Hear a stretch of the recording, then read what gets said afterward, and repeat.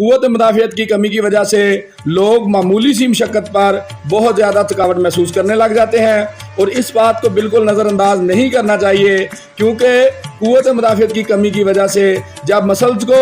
Oxygen کم ملتی ہے تو تھکاوٹ بہت زیادہ ہوتی ہے، اور ایسی تھکاوٹ جس میں گردن درد، کندھوں میں درد اور ہاتھ پاؤں کا سن ہو جانا شامل ہے، یہ نہایت خطرناک ثابت ہو سکتی ہیں اور اس کے نہایت سنگین نتائج حاصل ہو سکتے ہیں، کیونکہ جب ہاتھ پاؤں سن ہو اور گردن میں درد ہو تو کسی بھی وقت دل کا دورہ پڑ سکتا ہے، اور ایڑیوں میں دکھن ہو، تلووں میں جلن ہو، گردوں کے کمزور فعل اور مردانہ زنانہ مخصوص فعل میں کمزوری کا سبب ایڑیوں کا دکھن ہر صورت میں بنتا ہے۔